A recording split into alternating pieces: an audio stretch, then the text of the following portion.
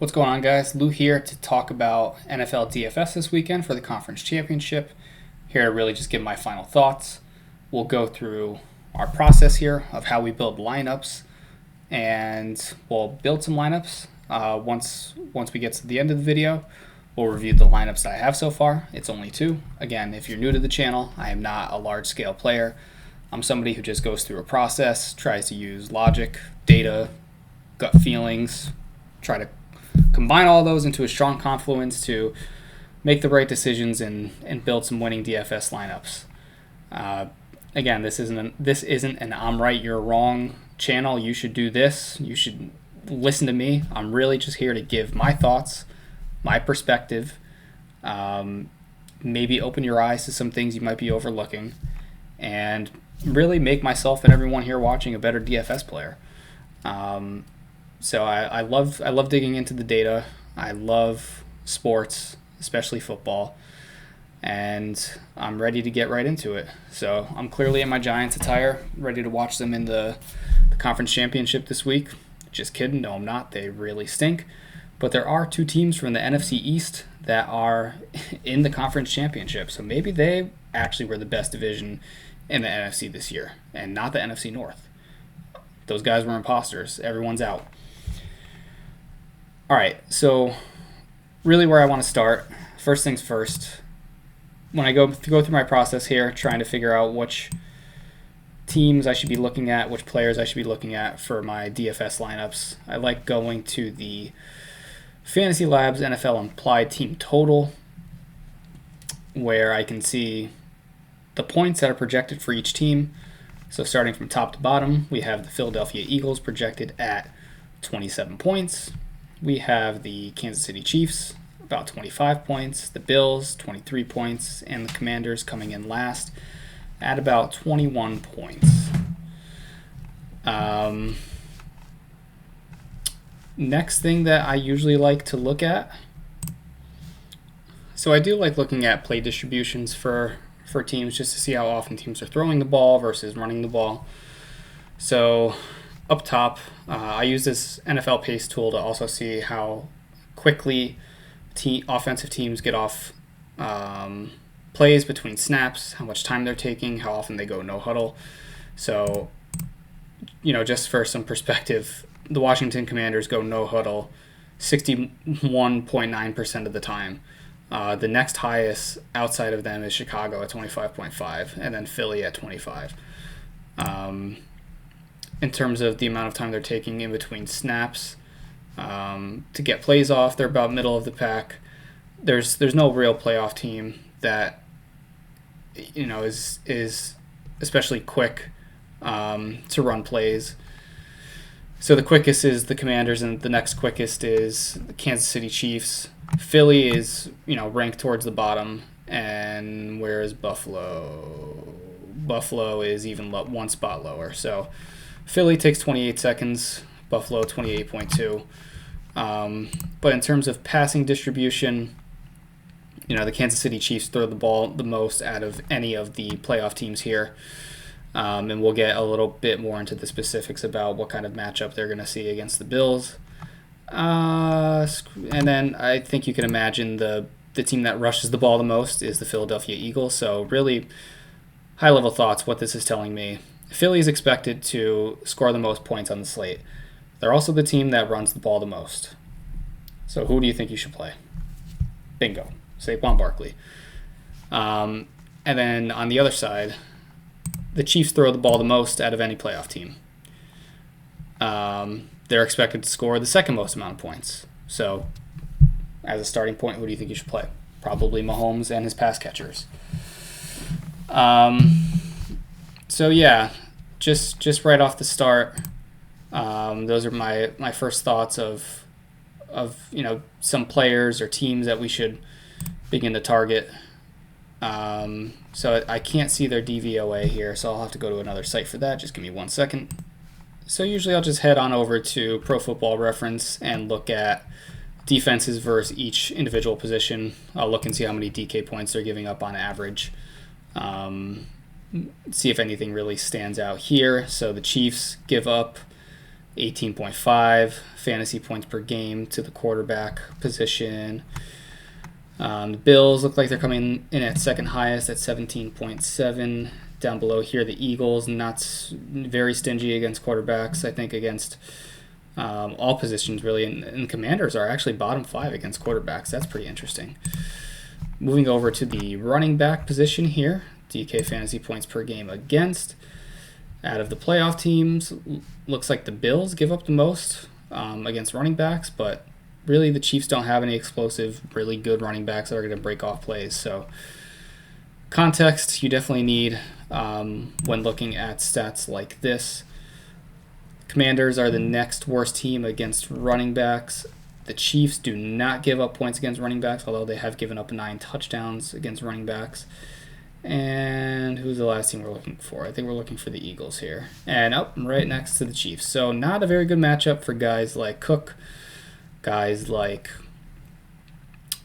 Eckler, or Brian Robinson, although Brian Robinson's more likely to get carries than Eckler. Eckler's more of a receiving threat out of the backfield.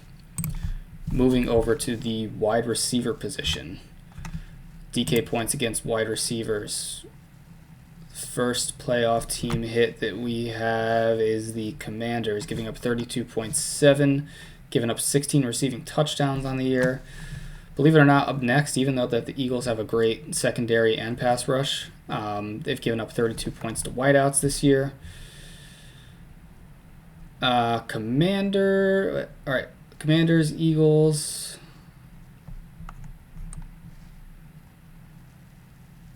And we're looking for the Bills. Bills here, 16 touchdowns. It's a pretty good. And we have the Chiefs, 19 touchdowns in 17 games, 33.5. So, yeah, I mean, no one really standing out in terms of defending the wide receivers. But I think maybe tight end we might find some vulnerabilities, and we do here with the Chiefs. Even though they've only given up 5 touchdowns on the year, they've given up the most DK points to tight ends. So that would suggest maybe a guy like Dalton Kincaid might be a good play here. The Bills, 5 receiving touchdowns, only 12.3 fantasy points, so not looking like a great matchup for Kelsey, and I think when they played this year, they locked Kelsey up. Eagles do give up nothing to tight ends, so not looking like a good game for Zach Ertz. The Commanders average, pretty low amount of points given up to tight ends, but they have given up 8 receiving touchdowns on the year, and I do like Dallas Goedert's role as of late. So we have some more information here. We have the implied team totals. We have defenses versus the positions. We have pace of play. Some next things that I want to talk about are individual matchups. So I'll just briefly touch on my lineups. So far I have 2. This lineup I have a Mahomes stack with Xavier Worthy, Hollywood Brown, and Travis Kelce. On the Bill side, bringing it back with Cook, Shakir, and Kincaid. And really out of that first game, it's just Barkley and the Eagles D. Equals D because Commanders are projected to score the lowest amount of points. Barkley because it's Barkley and everyone's playing him. We'll get into ownership in a little bit. And then my B lineup, I have Mahomes double stacked with Worthy and Hollywood Brown. On the Eagles side, I took every playmaker. I took Barkley, I took A.J. Brown, I took Goddard, I took Smith. They're expected to score a lot of points. What if everybody scores? I want virtually everybody on the Eagles. So I took them, and then Eckler as a bring back. I think the Commanders are going to have a lot of difficulty on the outside, suggesting that maybe guys coming out of the backfield, mainly Eckler, especially seeing that Eckler lines up in the slot too sometimes, could be a pretty good game for him in terms of PPR, especially because DraftKings is full PPR. So let's start with Josh Allen, highest priced quarterback on the slate. Does pretty well against the type of defense that the Chiefs run, which is man coverage. Allen ranks 7th in the NFL versus that coverage, but he's not throwing the ball much. Look at this. 16 completions, 16 completions, 16 completions, 20 completions, and it's mainly going to one guy. It's mainly Khalil Shakir. And then the running backs. So my biggest issue with Allen this year is the Bills have 11 players where the ball could potentially be going. Josh Allen rarely brings wide receivers up or his pass catchers up with him. If he does, it's only one person. And the offense really funnels through him and James Cook with their legs. So it makes Josh Allen, even though he's had monster games this year, pretty unappealing to me from a DFS perspective. Up next is Jaden Daniels. Continues to defy the odds, but I just think he has a really tough matchup against a good Philly front and then good Philly secondary.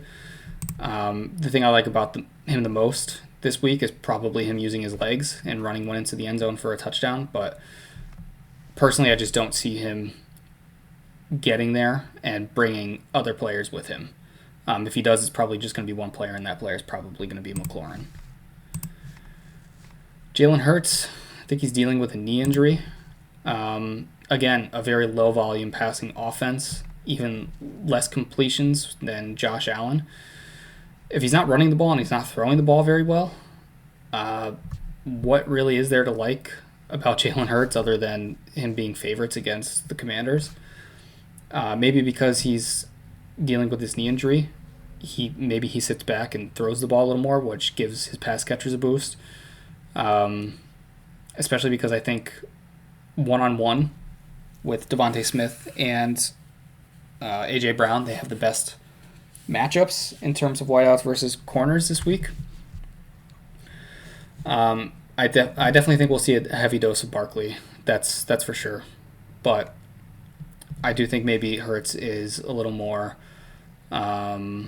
likely to throw this week after dealing with this knee injury. And nothing has really changed with my sentiment about Patrick Mahomes. I think he's the best play on the slate. He's got a really good matchup against the type of defense that the Bills run, which is too high coverage. Ranks 8th graded quarterback against that type of defense. Has a lot of pass attempts per game. Bills actually give up a lot of completions. So you're getting volume out of Mahomes throwing the ball. It's just a matter of picking the right pass catchers to pair with him. Moving on to the running back position, it's very clear. Barkley's probably the best play on the slate, and we know that he's going to be the highest owned running back on the slate, probably the highest owned player on the slate. So fade him at your own peril. I don't really think I need to do too much analysis there for him. James Cook. Chiefs have one of the top run defenses in the league, but I don't think that's going to stop the Bills from trying to run the ball. You can see as we headed into the playoffs here, and playoffs have started, Cook's workload has increased even more in terms of rushing attempts. I don't think that's going to change. If anything, he might be getting more receiving work out of the backfield. Yeah, I think this is just a volume play. I have interest in Cook. Don't let the matchup scare you. If somebody is schematically getting the ball and they're a key part of the offense, they will produce points. Brian Robinson Jr. and Austin Eckler. I don't have much interest in Brian Robinson. I think the game last week was mainly because of touchdown dependency. Didn't catch a ball. He's not getting really the receiving work out of the backfield. 77 rushing yards. Pretty efficient on the ground, 5.1 yards per carry, but if you take away those 2 touchdowns, it's only a 7.7 point game. And then we move into Austin Eckler, more of the receiving threat. I think last time he played against Philly, look at that, 8 catches for 89 yards. I think I see the same type of game plan unfolding for him here. I don't think they're going to be able to do much on the ground or through the air on the outside. So I really like Eckler's upside here from a PPR perspective. I don't really want to hit on the rest of these running backs here. Ty Johnson plays, I don't know how many, what percent of the snaps, but it's a low amount. You're really banking on a big play from him or a touchdown. If you really want to get cheeky, it's fine if you want to play him. But Pacheco, I just have concerns over his health. I don't think he's healthy at this point. And I don't think he's worth playing in DFS. He just hasn't done much, not even catching the ball. Overlooked Kareem Hunt. He's splitting the work with Pacheco. He's just not an explosive player. And I don't see this being a game, even though the Bills have the worst run defense on the slate. I think they're healthier, and Kareem Hunt's just not that explosive running back that you're looking for. So in what could have been a really good matchup for running backs, I don't think that the Chiefs have the tools to exploit it. I think they're going to obviously lean on Mahomes and pass catchers like Travis Kelce. At the wide receiver position, it's really hard not to have interest in A.J. Brown, regardless of his 2-catch, 14-yard performance last game and his 1-catch, 10-yard performance the game before. Yeah, he's just got a really good matchup, does well against man coverage. He's going to see Marshawn Lattimore, has pretty good history against him. Hurts tried getting him the ball a lot last game, had 7 targets, but I think weather was a factor there and just a combination of Hurts not being good throwing the ball. But we know A.J. Brown's probably the most elite wide receiver on the slate. And given that Hurts is banged up a little bit and won't be as mobile, makes me very interested in A.J. Brown as a play here. Terry McLaurin obviously has a very difficult matchup going out on the outside. Eagles have given up very few yards to outside receivers this year, even though McLaurin did have a game against them, nearly 18 fantasy points. I do think he's worth rostering given the matchup. Could be that he's seeing a lot of targets due to game script if the Eagles get out ahead and the Commanders find themselves playing catch-up.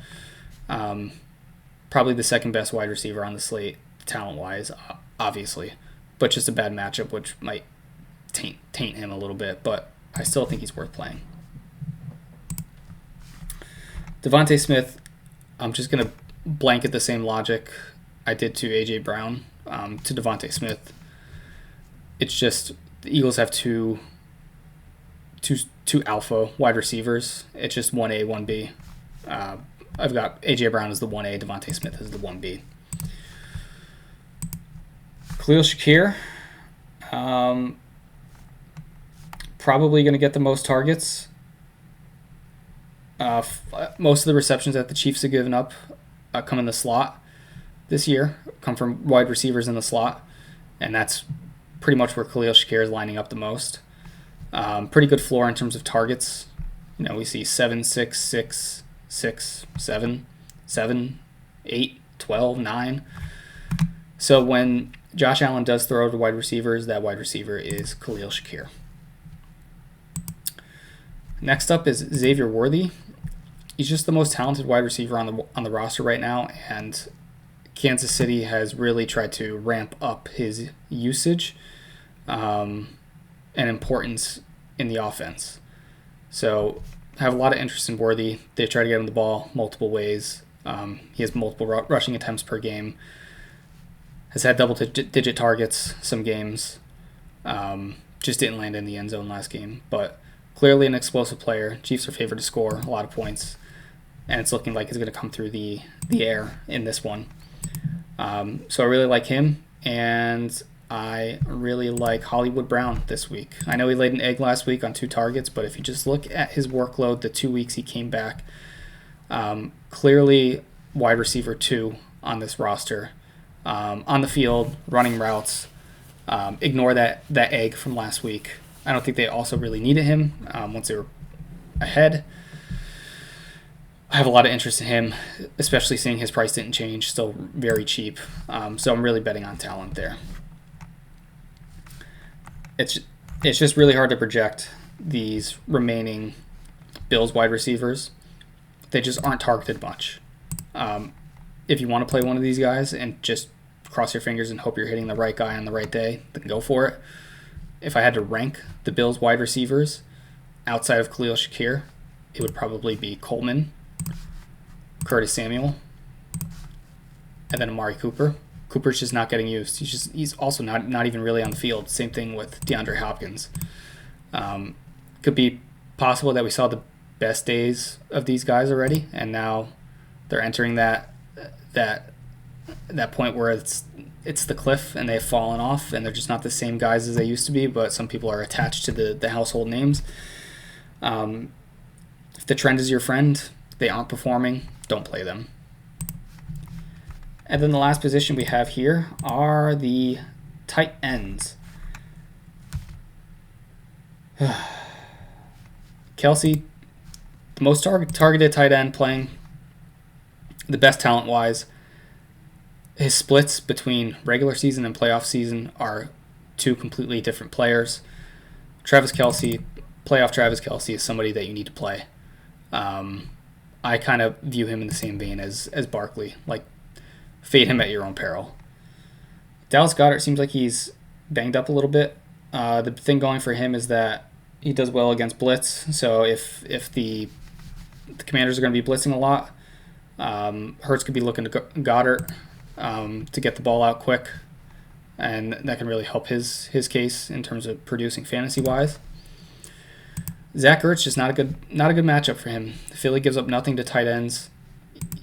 He doesn't really have explosive plays in him. One play over 30 yards this year for 37 against Atlanta, and that's just a poor defense. You put him against a good defense, I don't think he's putting up stats like that. When they get into the red zone is mainly when they use him, and they're really short plays. He's not really ripping off chunk plays, and he's also very touchdown dependent.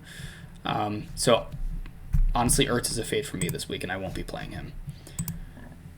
The last guy I want to talk about is Dalton Kincaid. It's a good matchup for him. Out of all the playoff teams on the slate, the Chiefs give up the most to tight ends. It's just a matter of whether or not the Bills want to deviate from their current game plan and how they run that offense and exploit what's given to them. I don't think that they will. I think they're going to keep running the offense the same way that they do. Running Josh Allen, running James Cook, dink and dunk, methodically work your way down the field, and get into the end zone with either a running back or Josh Allen. All that being said, if that's not how they approach this game, Dalton Kincaid is probably the guy that's going to make the biggest difference for them offensively. In terms of pass catching, it'll be first target. First read is probably going to be Shakir. Second read should probably be Dalton Kincaid. All right. Now, I've given you a mouthful of information. Whether or not it's good information, you make the decision. I'm here to just give you perspective, not tell you what to do, but hopefully be a guide, and hopefully we can build a winning DFS lineup. So I think, you know what? Let's look at our lineup optimizer.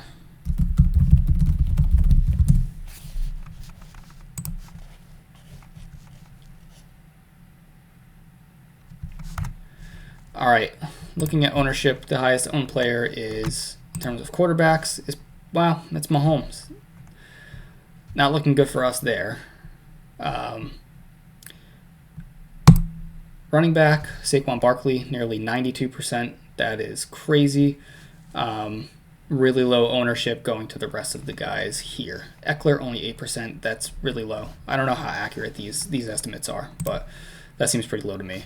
Highest owned wide receiver on the slate, Terry McLaurin at 70%.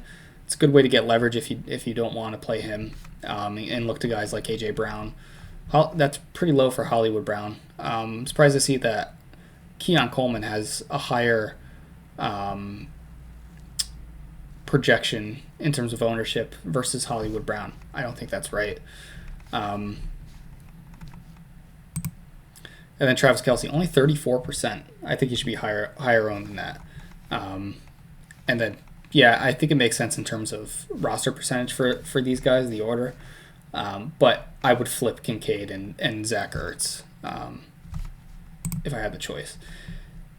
And this does not look right in terms of defense. Defense is very random, so just play whoever you want, play whoever fits.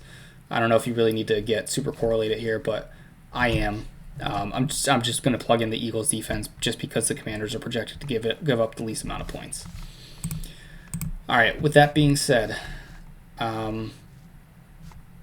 we'll try to build one lineup that I think is going to happen, and then we'll build a lineup that I typically wouldn't build, and let's see how they perform. All right, so I have a very hard time getting away from this Mahomes, Worthy, Brown, Kelsey stack to start. You have to plug in Barkley. I'll bring back with Eckler, so I kind of have a lineup very similar to this already. Let's just say we plug in the Eagles D. If we plug in Kincaid here, that does give us A.J. Brown, and we have some leftovers. And maybe that's like our key to uniqueness, right? Like maybe we leave that $700 on the table and we don't do anything with it, right? That's not terrible to me. It's not the worst move. What if we got really crazy? We did something like 4 pass catchers on the Chiefs. We did James Cook, and we took the Commanders D. It's not completely out of the question either to me, if I'm being honest. Or we did the Bills. Like, what if the Bills get a few defensive touchdowns and then Chiefs get the ball and have to throw? I don't know. There's so many different outcomes that can happen. So that's a lineup where I tend to lean into. Let's build one with a Bills stack. See what that looks like. Shakir's the more targeted pass catcher there. Let's plug in the Eagles. So we got 5,000. We didn't want Brian Robinson. We wanted James Cook. So we don't have 5,000. We have 4,800. Let's do Hollywood Brown. It's really thin in terms of pass catchers here. I don't know if we want to do like Juju and then get Kelsey at flex. Gives us $4,200 for another pass catcher, which could be,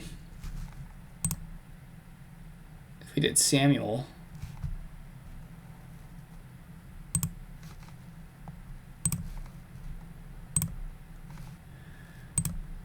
Just trying to play around to see what we can get, see where we can get Worthy. Or we can say no to Cook, do somebody like Ty Johnson. Maybe they score similarly, and then you get the $2,500 savings,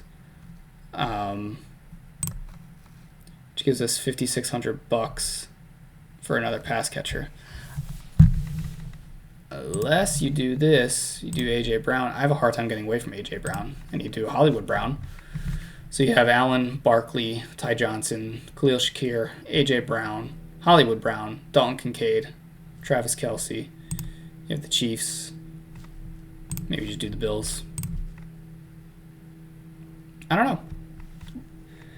Those are all my final thoughts for the week. I'll probably enter 2 more lineups, so giving me a total of $100 in play. And let's see if we're able to win anything. Last thing before I leave you guys for the weekend. Appreciate everybody subscribing, liking, commenting on my channel. It's really helped me out over the past couple days. Really fun to see the engagement. So I'll do one more giveaway, $10, Venmo, PayPal, to whoever can guess whose jersey this is. This is 86 on the New York Giants. If you know me personally, then you're not allowed to guess. But I'll give you a hint. It is not Darius Slayton. So $10 to whoever can guess this player. I'll send it over to you. Just comment your guess and say that you've subscribed, and you'll be eligible. Whoever gets it first will get $10. All right, that's all I've got for this video. Best of luck this week. We'll be back in a couple of days to recap and see how we did. And see you guys next time.